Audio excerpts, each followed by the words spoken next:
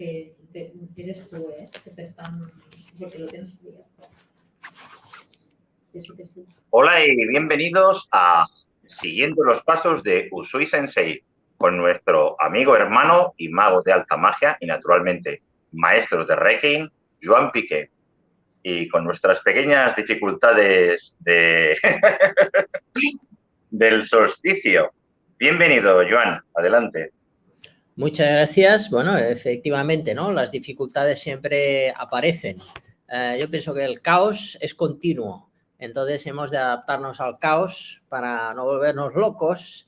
Y una manera, pues, es, por ejemplo, siguiendo los pasos de Mikao Usui, que sería el título de este programa, que va dirigido, pues, al que creó el mundo de Reiki, ¿no? Porque mucha gente dice por ahí, el Reiki se ha redescubierto, el Reiki ya existía. Bueno, podríamos decir que la energía en sí es cierto, la energía siempre ha estado, pero tal y como lo conocemos como sistema, pues se lo debemos a este señor que en Japón, en el año 1922, de manera casual, de accidental, pues crea un sistema después de las desgracias y sincronicidades que va viviendo después de hacer un ayuno de más de 20 días. Entonces he querido dedicar el título de este programa a este señor, ya que los viajes que hacemos a Japón, que pronto va a ser el 15º viaje que voy a hacer, pues está dedicado a una ruta que seguimos los pasos que él hizo antes de que alcanzara la iluminación. Yo quiero hacer un recorrido por esos lugares sagrados, patrimonios de la humanidad, que se encuentran como en un mundo paralelo, donde todavía se conserva el Japón antiguo, el Japón tradicional con el Japón moderno, el Japón de los rascacielos, el Japón de las nuevas tecnologías.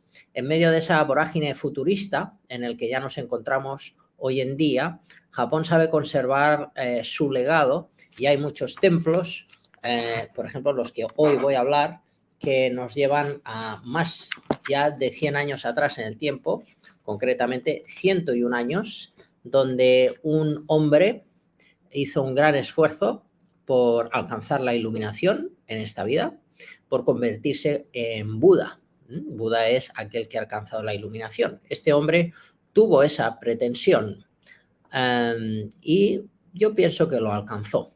Entonces, ¿cuáles fueron los pasos que siguió este hombre? ¿Qué fue lo que hizo realmente? Bueno, pues tengo que decir que esto todavía hoy es un misterio porque, pues bueno, después de tantos viajes y tanto investigar y tanto preguntar, pues todavía pienso que estamos ahí por descubrir la verdad sobre el Reiki.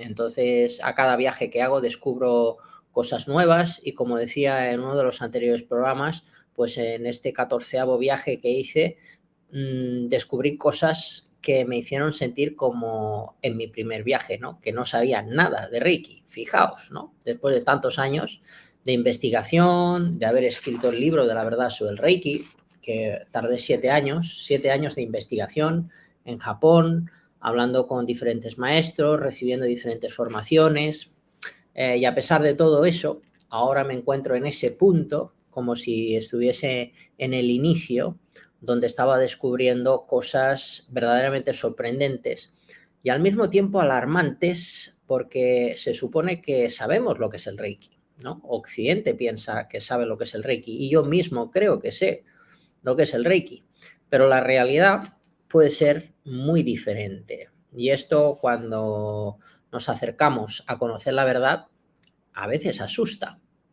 Asusta porque, bueno, pues yo mismo, como muchos otros miles de personas en el mundo, ¿no? En el año 2009 me decían que habían contabilizado más de 5 millones de personas en el mundo practicando Reiki, en Japón. Hicieron ese conteo en el 2009. Ahora imaginaos, en el 2023 yo creo que hemos superado los 10 millones, seguro. Entonces, casi todo el mundo piensa que sabe lo que es el Reiki, ¿no? Por ejemplo, la imposición de manos. Si hablamos de Reiki, todo el mundo piensa en eso, en imposición de manos. Pero hay mucho más. por ejemplo, la meditación, la poesía y muchas otras cosas que no sabemos. Bien, siguiendo los pasos de Usui sería, ¿quién fue este señor? ¿Qué hizo antes de crear Reiki? ¿Qué hizo después de crear Reiki? Bien, pues aquí tengo esto, ¿no? Es una revista que hago todos los años. Había incluso pensado en titular este programa Viaje Iniciático a Japón, pero bueno, en otra ocasión lo podemos hacer. La cuestión sería, ¿qué hay en esta revista que yo anualmente hago? Hay una ruta, un peregrinaje, siguiendo los pasos de este señor, siguiendo los pasos de este hombre japonés, que para nosotros sería como una especie de santo,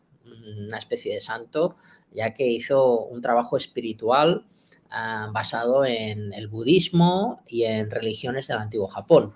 Yo pienso, esto ya es una opinión mía, basada en las entrevistas e investigaciones que he hecho en Japón, yo pienso que este señor formaba parte de un grupo religioso que podría tener una base shintoísta. Entonces, en base a eso, él alcanzó un alto nivel, él de joven fue monje de shintoísmo, que sería la religión originaria de los japoneses, de más adulto, pues en Japón se dice que fue monje de budismo, es diferente, es una religión distinta al shinto. Entonces, hay muchas líneas de budismo en Japón, entonces nosotros, algunos pensamos que era monje de budismo esotérico, Mikyo se llama.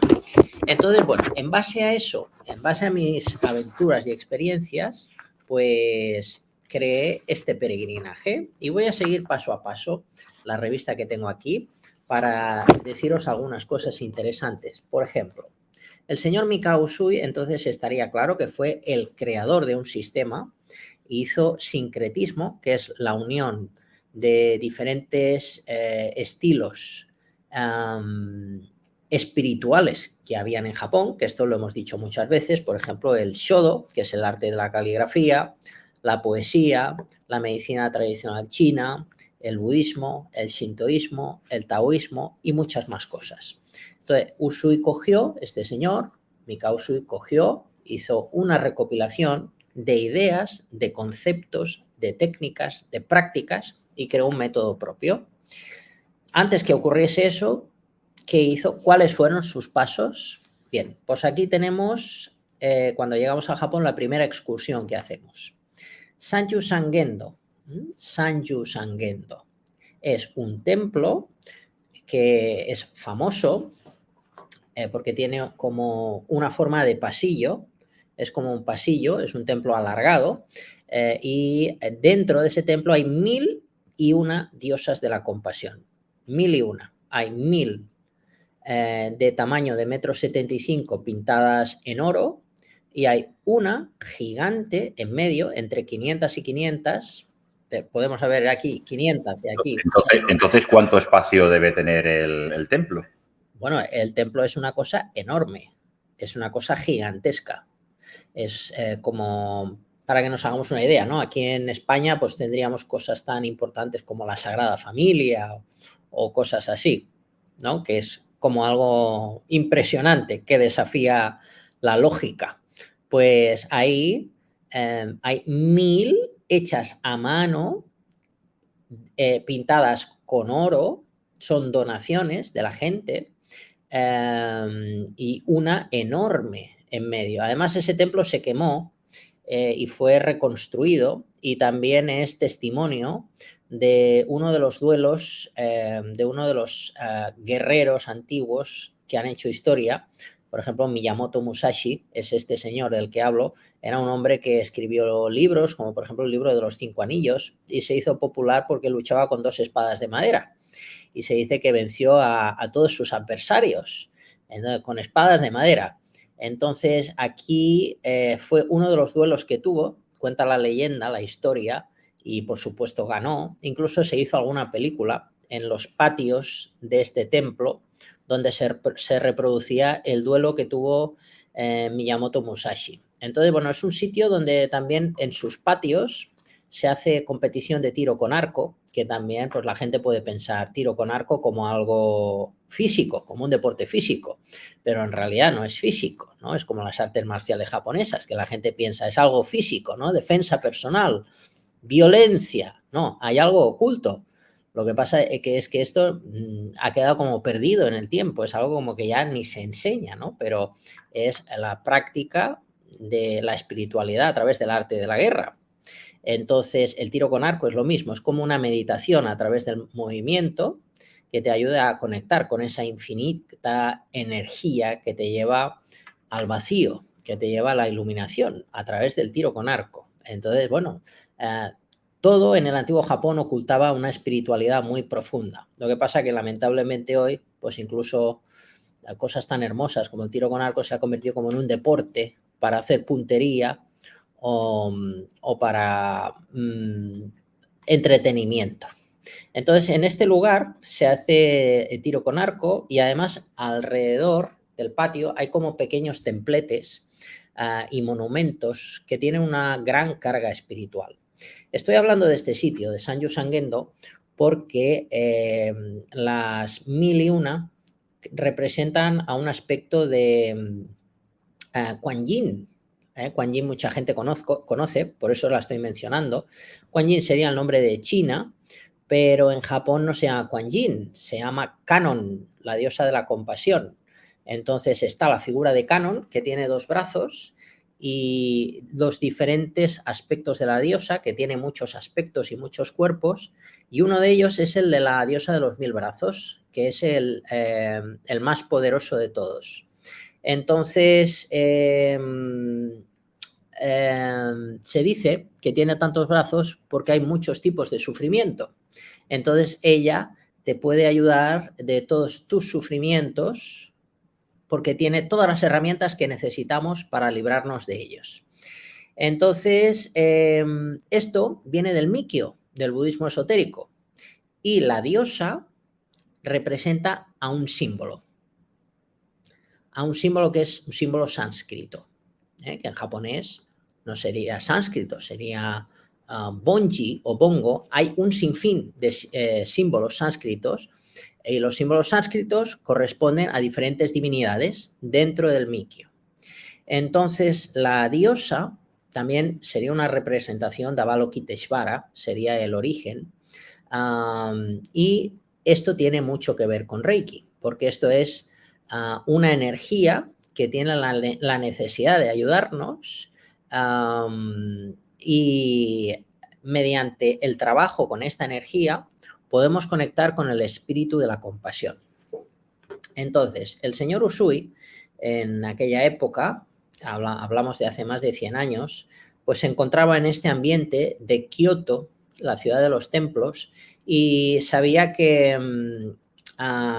esta diosa, esta energía, que sería pues como la Virgen María, ¿no? Por ejemplo, aquí en Occidente, o Jesucristo, ¿no? Podemos imaginar aquí la gente la devoción que tiene, pues por ejemplo, en Semana Santa, con las procesiones que hay. Pues en Japón sería algo parecido, pero con un sentimiento de amor y compasión infinito, permanente, ¿no? Es como amor, compasión, mirar por la comunidad, mirar por el país, mirar por la familia, siempre con un espíritu de compasión, de bondad y de amor, pero eso en su máxima expresión, ¿no? Entonces, esta divinidad sería el amor infinito en su máxima potencia. Entonces, el señor Usui, yo pienso que era un gran amante de la diosa, y cuando hizo su ayuno de 21 días, él tuvo una revelación y incorporó posiblemente en el sistema, fijaos que digo posiblemente, el trabajo con esta divinidad para que personas normales, sin que sean de ninguna religión, puedan trabajar con esta fuerza y dejar de sufrir en la vida. Por eso, si seguimos los pasos de Mikao Usui, cerca de donde hizo el ayuno de 20 días, tenemos este templo donde siempre vamos cuando llegamos a Japón. Es la primera excursión que tengo programada y ahí hacemos rituales de perdón, rituales de amor, rituales para, por ejemplo, consolidar la relación de pareja, perdonar rencores del pasado, y todo lo que tiene que ver también con las emociones, ¿no? Trastornos emocionales, traumas. Bueno, espiritualmente ahí hay una fuerza que de verdad es como que nos impregna con una fuerza muy interesante, y ahí tendríamos una primera fase a lo que va a venir a continuación, ¿no? Entonces yo pienso que señor Usui estuvo ahí. Otro de los sitios, pasaríamos a otros días, otra excursión, siguiendo los pasos de Usui Sensei. Sensei sería profesor. Entonces, siguiendo los pasos de Mikao Usui, iríamos a otro templo que se llama Kiyomizu-dera. Primer día vamos a Sanju Sangendo. Segundo día vamos a Kiyomizu-dera, que es el templo del agua pura.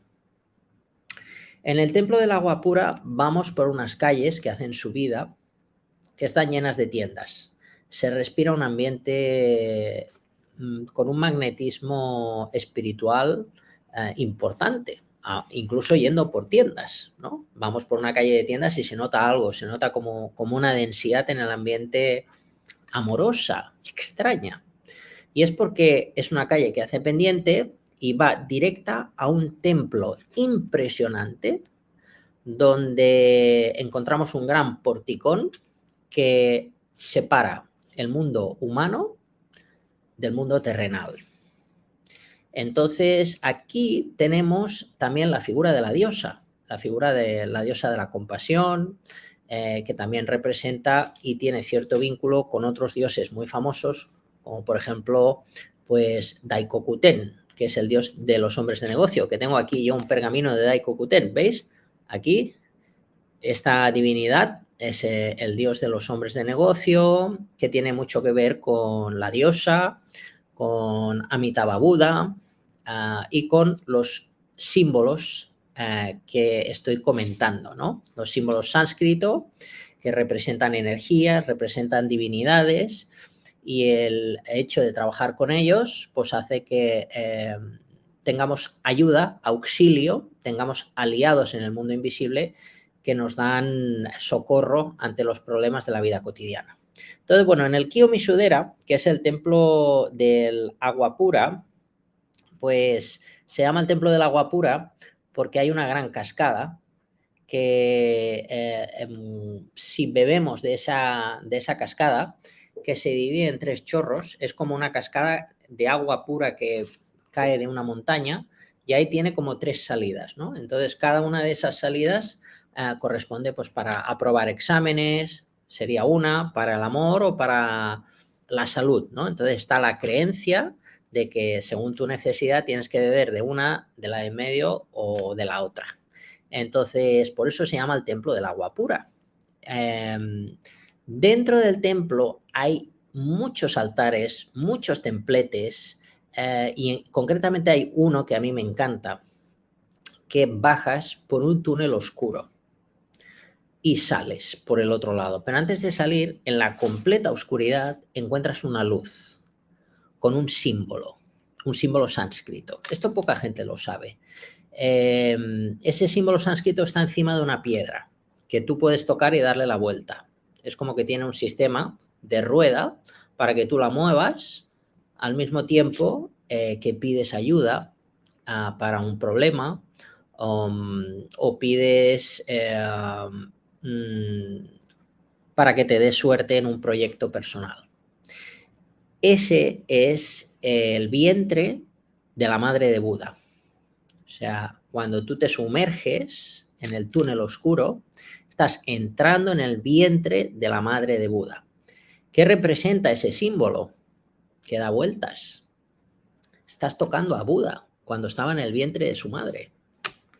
Entonces se dice que cuando sales por el otro lado del túnel es como si volvieras a nacer. Y es como que tu karma se ha quedado ahí.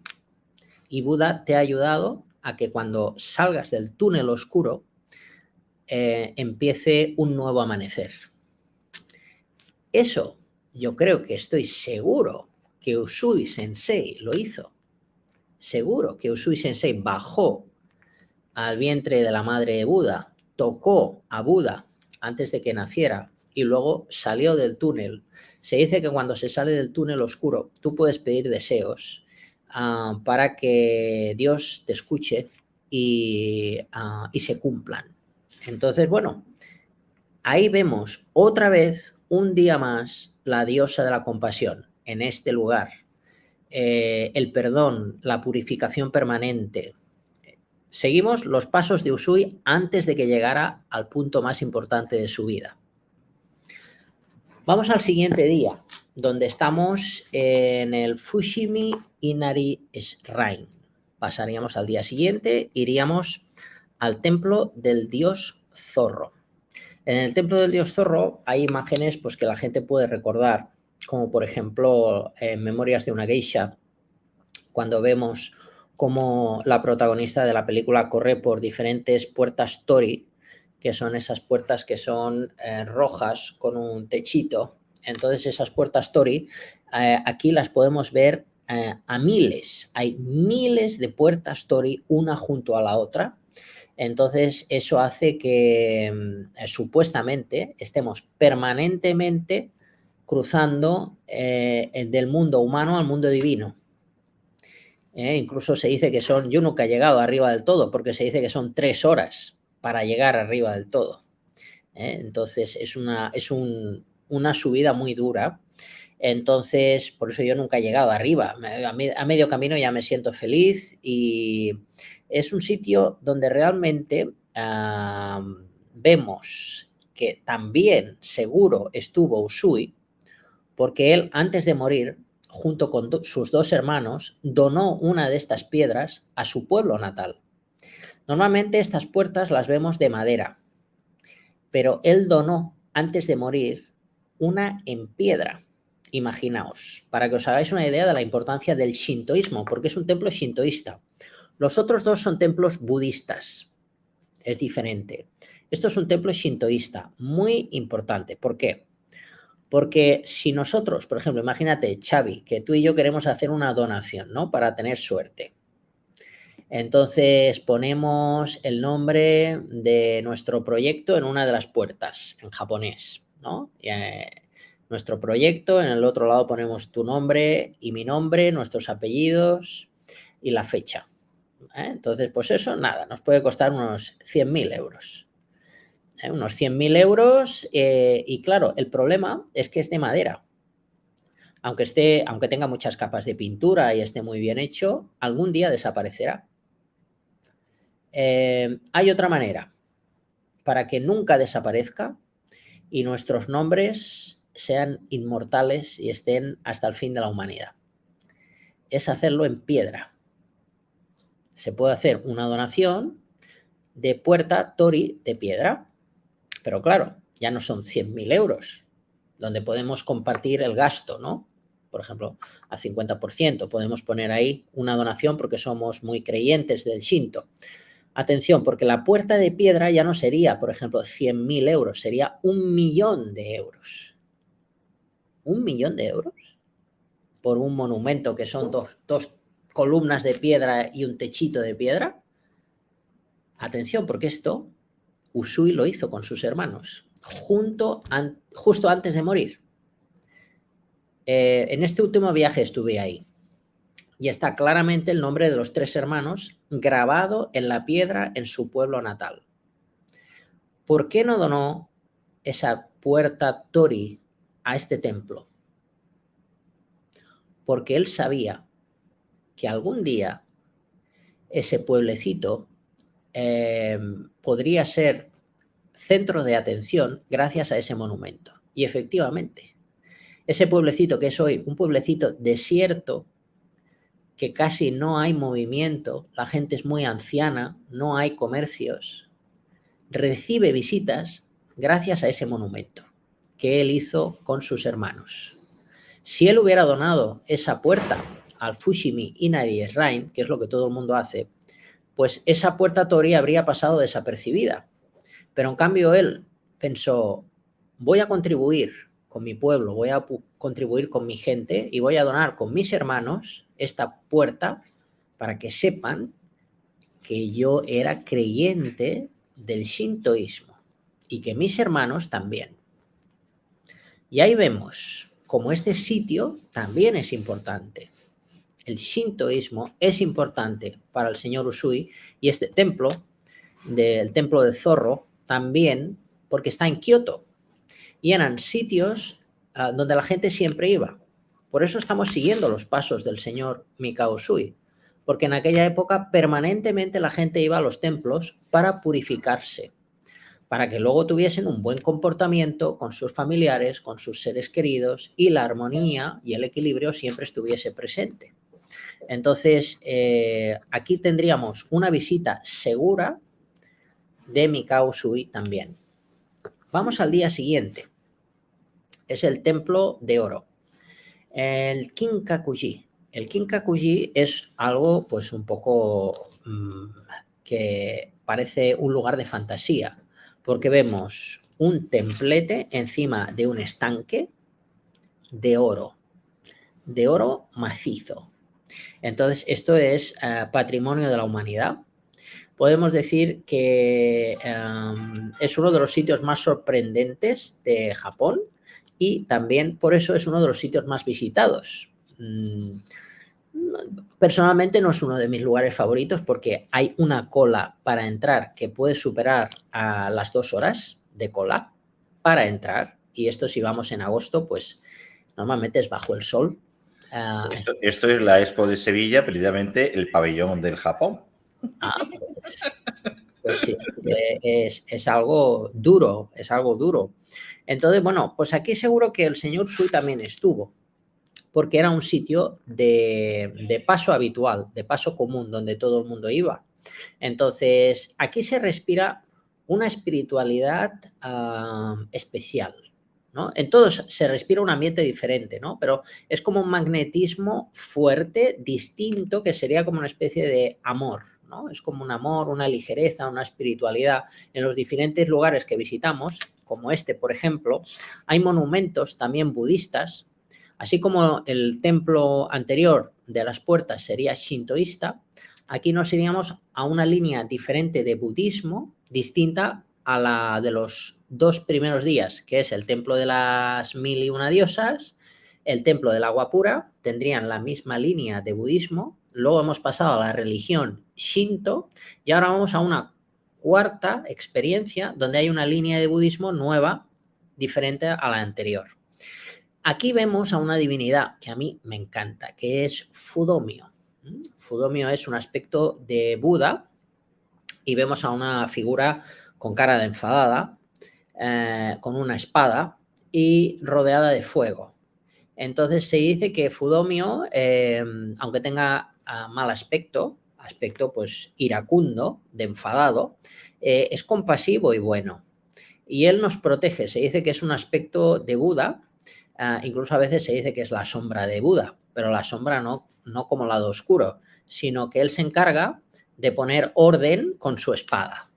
Entonces, porque a veces, claro, demasiada espiritualidad hace que el lado oscuro real que hay en la vida no se ponga en su sitio. Entonces, Fudomyo lo pone en su sitio desde el amor y la compasión. Entonces, por eso a mí me gusta mucho, porque además de ser protector, te ayuda un poco a tener equilibrio. Se dice que también a que se cumplan tus deseos, a que se calme tu mente, a que se te abran los caminos. Por ejemplo, ahora que vamos a hacer San Juan, pues haremos un ritual con Fudomyo, y daré una imagen inédita de Fudomyo, una imagen prohibida para la gente que venga, y haremos otras cosas también interesantes. Entonces, hablo de Fudomyo porque en este lugar que estoy hablando, el templo del pabellón de oro, venden amuletos de Fudomyo. O sea, es un lugar especial que a mí me gusta, a pesar de el gran número de turistas que recibe siempre. Es un lugar que a mí me gusta mucho por el tema de la talismanía. Aquí vemos un gran surtido de talismanes diferentes que tienen que ver con Fudomyo. Entonces, siempre que voy, pues me gusta llevarme talismanes de Fudomyo, ya que es una de mis divinidades favoritas. Es un gran protector, incluso se dice, ¿no? Porque hay gente que le da miedo. a Fudomio. No tengo por aquí ninguno. Bueno, tengo aquí arriba uno, pero no lo puedo enseñar porque si no se inclinaría mucho esto. Pero decir a la gente que Fudomio, si hay alguien que le da miedo, en Japón dicen que la gente que le da miedo a Fudomio es porque tiene mal corazón.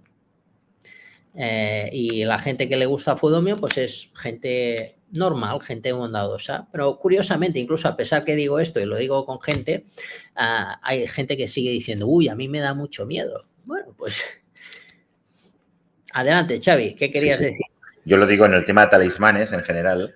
Yo lo digo con las pulseras que yo fabrico cuando están ritualizadas y tal. Y digo, cuando alguien te critique o tengas la necesidad de quitártelas, algo está pasando. Algo está pasando negativamente, porque claro, es un protector.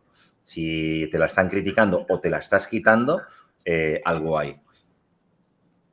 Entonces, sí, ahí hay un tema, ¿no? Con el tema de los talismanes. Entonces, son como energías opuestas. Entonces, aquí, pues en el Templo del Pabellón de Oro, pues seguro que también estuvo Mikao Usui, porque era un sitio de peregrinaje para la gente espiritual que buscaba purificación permanente. Y aquí, concretamente, lo bonito, aparte de ver el simbolismo de la prosperidad y la fortuna, que sería vivir en una casa de oro, pero no desde un punto de vista ostentoso, sino desde un punto de vista espiritual. Nosotros somos la casa. Tú eres la casa de oro. Entonces tú eliges vivir en una casa podrida, sucia, descolchada y desordenada, o vivir en una casa de oro. No estoy hablando de dinero. Atención, es simbólico.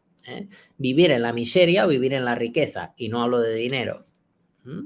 Entonces, pues esto, aquí hay un simbolismo, un mensaje oculto, que no es lo que la gente ve. No es lo que la gente ve, es lo que no se ve y está oculto. Entonces, esto también me gusta mucho, ¿no? Hay muchas cosas ocultas que la gente no se da cuenta. La gente va a Japón a hacerse fotos o como entretenimiento, no van a ver lo que se oculta. Entonces, eso lo vemos mucho, ¿no? Por eso el viaje iniciático es interesante. Esta ruta, tal como la planteo, es interesante, porque no es un viaje solo de turismo, es un viaje para descubrir lo que se oculta, siguiendo los pasos de un hombre que se iluminó. Entonces, bueno, aquí en el Templo del Pabellón de Oro, pues bueno, hay muchas cosas ocultas. Y aparte del Templo de Oro, vemos los jardines que hay alrededor, que aunque sea pleno agosto, está lleno de musgo. Son como... Hay un sinfín de tipos de musgo diferentes. No sé si hay más de 400 tipos de musgo diferentes. Entonces, para ellos es algo como muy preciado el musgo. Y vemos ahí jardineros como están cuidándolo todo encima de esas alfombras con tijeras, con pequeñas escobitas, para que esté todo perfecto, como si se tratara de una persona. Entonces, cuidan los jardines como si fuesen un bebé, como si fuese algo muy valioso, ¿no? Entonces, ese detalle es interesante. Y nos podemos ver ahí entre miles de personas, porque la verdad es esa, hay miles de personas en este lugar, y tú, si te fijas en los monumentos que vemos, puedes sentir la paz interior de los jardines, de los árboles, de los monumentos que están ocultos. Entonces, ahí hay algo que está más allá de lo que el ojo humano puede apreciar. Es el mundo espiritual que oculta este sitio. Más allá, ¿no?, de ver algo bonito, hay un mensaje espiritual detrás de otro. Entonces, pues este sitio me encanta y por eso vamos, porque aquí seguro que estuvo Mikao Usui. Al día siguiente nos vamos a otro lugar. Otro lugar donde seguro que también estuvo Mikao Usui. Este viaje es totalmente apasionante, ¿eh? O sea, se entiende que no es solamente un viaje de turismo, porque también lo es, naturalmente, visitar Japón también lo es, pero lo que es un viaje iniciático directamente de energías, de buscar el interior de tú mismo con la naturaleza, de comunicarte con el resto de los seres que estáis compartiendo en ese viaje y el resto de los seres encarnados y desencarnados que están vivos en el sentido energético dentro de las zonas que estáis habilitando. O sea, mira, me ponen los pelos de punta totalmente. Sí, sí. Xavi, es que es así. O sea, hay un aspecto que no estoy diciendo, porque hay veces a la gente pues no le gustan estas cosas, pero cada día hacemos rituales, doy iniciaciones, hacemos prácticas espirituales permanentemente. Entonces, no es un viaje solo para distraerse.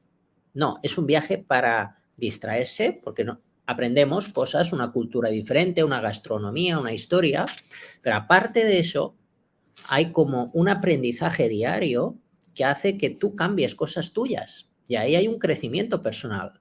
No solamente un crecimiento cultural, sino un crecimiento personal. Por eso es viaje iniciático. Que eso hace que cuando venga la persona de viaje, normalmente, si ha sido una persona bondadosa y de buen corazón, pues su vida cambie. Y esto ha pasado mucho. Gente después, aquí tenemos a Usui Sensei, el señor del que hablamos, ¿no? El hombre que creó el Reiki en el 1922. Aquí lo tenemos. Entonces, otra cosa curiosa es que nos vamos el 14 de agosto y llegamos el 15 de agosto, que es el aniversario de Mikao Usui. Entonces, lo he hecho también un poco con esa intención. Bueno, también curiosamente es el mes más propicio para viajar a Japón porque es cuando la gente tiene vacaciones. Por eso siempre vamos en agosto en grupo. Aunque a mí la época fantástica para mí es otoño, es cuando más me gusta. Pero siempre vamos en agosto. ¿Se necesitan visados y cosas? No. Ya ¿Alguna vacuna, alguna historia? Nada. Ya podemos... El viaje.com en el último momento, teniendo un pasaporte, ¿se puede entrar? Sí. O sea, vale, yo tengo el mío. Ya no hay problemas, creo que fue en primavera de este año que me llegó el mensaje por un WhatsApp y efectivamente, o sea, ya no hay ningún problema para entrar en Japón. Tanto es así que están poniendo aviones nuevos porque todo el mundo quiere ir a Japón. Entonces, ya no hay problema para ir a Japón. Se acabó la pesadilla. En primavera se acabó la pesadilla para poder viajar de nuevo a Japón. Ya se está normalizando todo. Y hay un montón de turistas, es la parte negativa, ¿no? El año pasado éramos los únicos turistas en Japón y este año ya no somos los únicos. Hay millones de turistas que han podido volver a Japón y disfrutar del país. Entonces, bueno, pues esto sería uno de los sitios más turísticos, ¿no? El Templo de Oro. Y aquí vamos a otro sitio un poco más divertido, ¿no? Antes de llegar a las últimas excursiones. En el día siguiente vamos a la zona de Gion. Gion es un barrio antiguo donde hay casas de ceremonia de té, de geishas, podemos ver espectáculo de geishas, podemos ir a restaurantes típicos, y ahí, bueno, hablaríamos de lo que son geishas. Geishas son mujeres que venden arte, no venden su cuerpo, venden arte. Que eso pues está un poco mal entendido, ¿no? Y bueno, pues en Japón es un poco ofensivo, ¿no? Que una mujer culta como son las geishas se confundan con otro tipo de trabajos que también son muy honorables, ¿eh? No estamos aquí despreciando a nadie, pero esto a las geishas les gusta que no se les confunda, son mujeres cultas que estudian, creo que son 5 años de duro entrenamiento. No es nada fácil ser geisha, tienen que trabajar muy duro en la casa, trabajos como muy militares para poder llegar a ver lo que nosotros vemos, por ejemplo, en estas imágenes, ¿no? Pues que están con trajes caros, que tardan horas en prepararse para poder pues, dar un servicio pues, que puede ser desde tocar instrumentos, cantar, o acompañar a hombres de negocio a una reunión. O sea, es algo verdaderamente impresionante, ¿no? Yo cuando mis primeros viajes pues coincidía con... Me recuerda un poco a Venecia, la época de las cortesanas, que bueno, daban un poquito más de servicio que naturalmente que las geishas, pero precisamente los hombres de negocios disfrutaban de su cultura y que eran incluso más cultas que la propia mujer. Es decir, para llevarla a un acto, dependiendo de cómo hayan ido el casorio, el casamiento, dijéramos, a lo mejor era en esa época por una cuestión de ineraria, ¿no? Pero en cambio, para ir a un acto, pues buscabas, en este caso, pues en este caso el tema de Venecia. En la geisha, en este caso, es todo una cultura por encima, es como un valor añadido, ¿no? Como decir, no, oye, que está aquí esta persona y la cuidan con mucho respeto. Sí, es una mujer muy respetada porque se sabe, ¿no?, que está trabajando muy duro, y muchas mujeres, ¿no?, quieren ser geishas, y bueno, para que sea aceptada en una casa, pues es complejo, es muy caro, sus estudios son muy caros y tiene que trabajar muy duro para conseguir ser geisha. Primero se llama maiko, ¿no? Las maiko son aprendices. Entonces, hay como una jerarquía, pues desde que entran en la casa de geishas y empiezan a progresar, ¿no? Como todo en Japón, hay un respeto de la gente veterana a la gente nueva o la gente que no sabe y los que saben mucho. Entonces eso en Japón se respeta mucho para que haya armonía en el sistema. Entonces, pues las geishas también. Entonces, algo curioso es que se pintan medio labio o se pintan el labio entero. Si se pintan medio labio son maiko. Si se pintan el labio de abajo y el labio de arriba son geishas. También otra manera de diferenciar una aprendiz de una geisha pues sería el tipo de peinado que llevan, el tipo de peluca, el tipo de ropa. Entonces, esto es algo que podemos, si tenemos suerte, ver. Ahí tienes, ¿no?, el barrio de Gion. Pues si tenemos suerte en este barrio antiguo, ¿veis? Es algo impresionante. Es como viajar a través del tiempo. Entonces, bueno, aquí también seguro que estuvo Usui, el señor Usui también. Porque también aquí hay buenos restaurantes y cruzando esta calle, mira, esta calle, que es la calle principal, al final del todo hay un gran templo. Por eso no es una zona, pues, como podemos ver en España, ¿no? No es una zona de copas o de ocio, no. Es una zona que, aunque sea de entretenimiento y para pasarlo bien, hay una energía espiritual armónica impresionante. Entonces, por eso Usui seguro que estuvo ahí, porque al final, no solamente porque hay buena energía, y los japoneses son de buen comer, no solamente por eso, y porque era una zona típica, es todavía una zona típica de Kioto, no solamente por eso, sino porque al final de la calle principal hay un templo que a mí me encanta. Es el templo de Ryoanji. Entonces, el templo de Ryoanji tiene, dentro del templo hay como pequeños compartimentos que a mí me encanta estar, porque puedes pisar el tatami.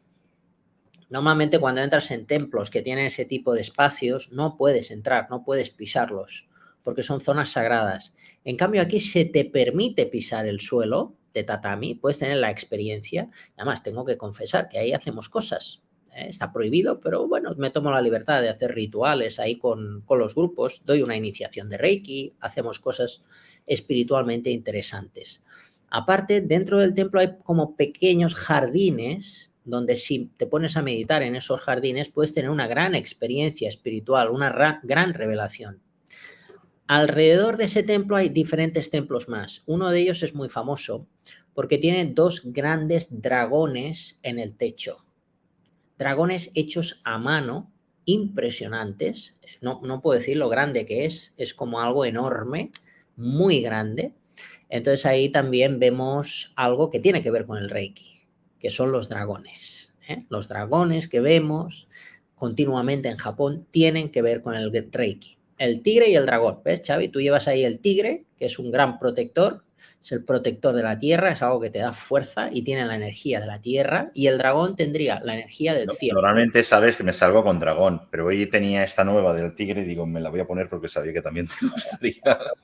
Tigre y dragón, tigre y dragón es el cielo, la tierra y el hombre, ¿no? Entonces, somos como un puente entre el cielo y la tierra, y esos 2 arquetipos, un poco en el antiguo Japón se llevaba mucho. Bueno, pues hay otro lugar en esta zona de Gion oculto, ¿no? Entonces eso me gusta mucho, porque este sitio no lo conoce nadie. Entonces lo voy a decir, porque vamos, prácticamente es imposible de acceder a ese sitio. Voy a hablar de él. Es el templo de la diosa de la magia. Entonces es un lugar que está muy oculto, es como prácticamente pasa desapercibido la entrada del templo de la diosa de la magia. incluso si alguien se atreviera a decir en Japón, ¿quién es la diosa de la magia? Los japoneses le dirían, no existe la diosa de la magia, porque existe, pero antiguamente se contemplaba como la diosa de la magia. Entonces, históricamente, hoy en día no se habla, a esa divinidad no se la menciona como diosa de la magia. Entonces, bueno, pues cuando vamos a ese templo, podemos decir que estamos solos, aunque sea época de pleno turismo. Entonces, ahí no hay nadie. Tenemos el templo para nosotros solos. Tenemos alfombra roja y ahí, pues, bueno, hacemos muchas prácticas interesantes. Entonces, bueno, ese sitio está oculto dentro de este lugar que acabo de mencionar de Gion. Y ahora ya iríamos al día siguiente. El Kurama-yama, y este podemos decir que es la excursión más importante de todas. El Kurama-yama podríamos decir que es como el Montserrat de Cataluña. Es como un portal dimensional. Hombre, ahí te has puesto el dragón. Ya estamos, ya tenemos las dos fuerzas, el tigre y el dragón. Pues el Kurama-yama es donde Usui Sensei recibió la iluminación.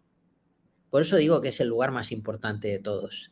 Entonces ahí vemos como en una montaña, el Kurama no está en Kioto, pero es un pueblo que está muy cerca de Kioto. Entonces ahí nos tenemos que desplazar. Nada, es una excursión de unas 2 horas de ida y 2 horas de vuelta. Entonces en ese lugar también hay sitios ocultos dentro de la montaña que no conocen los turistas. Y bueno, yo tengo la suerte, ¿no? Que pues mis maestros, concretamente uno de ellos me llevó a esos rincones y otros los descubrí yo y otros los descubrí con un compañero maestro japonés de Reiki de allí, que se llamaba el Hombre Tierra, era su apodo. Hombre, fuego y agua. Muy bien, muy bien. Ostras, Xavi, esto es impresionante, ¿eh? Impresionante. Muy bien, muy bien. El fuego y el agua y el control. El control. Tú eres como el control del dragón del fuego y el dragón del agua. Muy bien, muy bien. Tienes un aire extraterrestre, Xavi. Bien. Pues el Kurama, ahí se dice que se ven extraterrestres. Yo en el Kurama nunca he podido ver extraterrestres, pero sí que me han pasado cosas muy extrañas. Muy extrañas en positivo. Bueno, alguna he pasado miedo, confieso, a pesar de que normalmente no tengo miedo cuando me pasan cosas extrañas. Pero ahí sí que me pasó algo que curioso, ¿no? Luego no pasó nada, ¿no? No era nada malo, pero yo, claro, no sabía lo que estaba pasando. Entonces ahí pasan cosas muy raras cuando vamos en grupo. Claro, si uno va como turista no le pasa nada normalmente, ¿no? Porque solo ve cosas. Esto es un árbol que tiene más de 800 años, esto es un templo, esto es tal, esto es cual, que eso también lo explico, pero vamos, es todo mental, intelectual. Entonces, aquí vivimos, aparte de lo intelectual, que doy una explicación, la experiencia iniciática, ¿no? Entonces, eso es increíble. O sea, es como entrar en otra dimensión, entrar como en un mundo de fantasía donde están ocurriendo cosas permanentemente, espiritualmente hablando. Claro, hay que tener un tiempo, hay que tener una humildad. Yo siempre lo digo a la gente, acompañarme, conviértete en mi sombra. ¿Qué pasa? Que esto ha pasado, ¿no? Que hay gente que se dedica a hacer fotos, ¿no? Dedican el viaje a hacerse selfies continuamente. O se dedican a la cháchara y el parloteo, que también es interesante, ¿eh? Cuidado, cada uno elige su proceso. Pero si no te conviertes en mi sombra, no hay experiencia iniciática. Bueno, también puede pasar, ¿eh? No es porque no es por acompañarme a mí, es por no distraerse del mundo material. No distraerse del mundo de las apariencias. Entonces, bueno, eso ha habido personas, ¿no? Que les ha pasado, que han ido al Kurama o que no han ido conmigo y me han dicho, bueno, Joan, yo estuve en el Kurama y no me pareció tan interesante, claro. No es lo mismo ir a ver con los ojos a ir a ver con tu alma y a tener una experiencia. A mí me gusta ir a Japón a tener una experiencia, no a ver con los ojos, no a hacerme fotos, que también me hago fotos, ¿eh? Pero espero que me estéis entendiendo, ¿no? Por eso la humildad es importante. Respetar, escuchar, saber cuándo hay que hablar, saber cuándo hay que guardar silencio. Entonces, Japón, en este día tan especial de Kurama-yama, a veces he tenido a grupos muy unidos y han pasado cosas sorprendentes. Entonces, la unión es importante en este sitio, porque si la gente se dispersa, bueno, se convierte en un sitio turístico sin más, sin un valor energético. Pero cuando ese grupo surge y está unido, atento y somos uno, es impresionante. Esto pocas veces lo he vivido con los grupos que he llevado a Japón, pero lo he vivido y es como lo que siempre digo, ¿no? La realidad supera la ciencia ficción. Entonces, bueno, este sitio, el señor Mikao Usui, como muchos otros de la época, también hay que decirlo, tuvo la iluminación después de más de 20 días sin comer. Entonces ahí veríamos, ¿no?, la importancia de los supuestos maestros de Reiki, de la gente de la espiritualidad y el ayuno, ¿no? Entonces, si somos maestros de Reiki, habría que ver, claro, porque esto normalmente no se dice ni en Japón. Pero en la época de Usui habían pocos maestros de Reiki. Incluso en uno de sus sucesores, ¿no? Me hablaban del doctor Hayashi, que fue alumno de Usui. De más de 4.000 iniciados, se dice que él solamente dejó 14 maestros. Entonces, pienso yo, aquí está fallando algo, ¿no? Aquí está fallando algo. Aquí en Occidente hay más maestros que gente de otros niveles inferiores. Y aquí veríamos, ¿no?, la honestidad de la gente que dice que es maestra de Reiki y la realidad. Entonces, la realidad sería que los maestros de Reiki verdaderos deberían de haber recibido entrenamientos duros. Y uno de esos entrenamientos duros, yo me atrevería a decir que es el ayuno. Pero esto son opiniones mías personales, porque ni en Japón, aunque me han puesto requisitos muy duros a veces, me han dicho nunca que haga ayuno. Pero dentro de la espiritualidad y siguiendo los pasos de Usui, él hizo ayuno de más de 20 días. Quiere decir, no comer. Y además él lo hizo en la alta montaña, sin cama, sin baño, sin refugio, pasando frío en el suelo. Hombre, imagino que llevaría alguna especie de futón, ¿no?, como una esterilla o algún tipo de cojín. Entonces, bueno, pues por eso a mí me gusta, ¿no?, cuando llegamos a un punto determinado, ahora ya lo estoy enseñando, ¿no?, que la gente haga un ayuno de 48 horas y nos vamos a Montserrat, además. La gente aquí en España que quiera, en mi opinión, yo lo máximo que he hecho han sido 3 días. 3 días sin comer, 3 días sin hablar. Entonces, eso es algo pues que pensé, wow, esto está bien que la gente lo experimente, ¿no? Y ya lo empecé a hacer y invito a la gente, ¿no?, que haga un día de ayuno, aunque sea, para que piensen en lo que hizo el señor Usui. Pero él lo hizo 20 días, imaginaos, ¿no? Un día sin comer, ya que se pueden mover cosas, o 2 días, o 3 días, yo llegué a 3 días, ese era mi objetivo. Imaginaos, más de 20 días, se dice que fueron 21. Y parece ser que los hombres cuando se jubilaban esto lo hacían mucho, ayunos largos. Esto está dentro del budismo esotérico, es una de las prácticas que se hace, cantando mantras, meditando durante 21 días.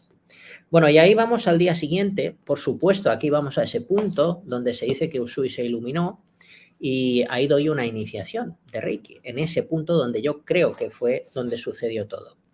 Y vamos al último día, donde vamos al templo de Buda de la medicina, donde entramos en un Buda enorme, que se dice que es el Buda que lo cura todo, por eso se llama el Buda de la medicina. Y ahí hago la entrega de diplomas y también hacemos una experiencia para que el espíritu del Buda de la medicina esté con nosotros como sanadores espirituales que pretendemos ser y que nos ayude en las terapias o en las sanaciones que hagamos de ahí en adelante. Todos estos sitios, el Buda de la medicina también, seguro que estuvo Usui, porque está en Kioto, el templo del Buda de la medicina, y Usui hacía imposición de manos. Y ese templo también era muy concurrido, turísticamente hablando, en la época. Y ahí, bueno, también tiene unos jardines impresionantes. Y ahí acabaríamos la ruta o el peregrinaje siguiendo los pasos de Mikao Usui. Este año, bueno, pues tenemos esta ruta. Espero en el año 2024 volverla a hacer. ya será el 2024, pues quizá mi 17º viaje, si se llega a concluir. Entonces, bueno, pues invito a todas aquellas personas que quieran vivir esta experiencia a que se animen. Por otro lado, también hay gente que no se puede permitir ir a Japón. Entonces, traigo yo Japón a España. No hay ningún problema. Entonces, bueno, ahora que se ha regulado toda la situación que teníamos a nivel mundial, pues de nuevo está empezando a venir gente de otros países a España. Recientemente, pues tuve la suerte de tener una visita de una mujer que vino de Estados Unidos.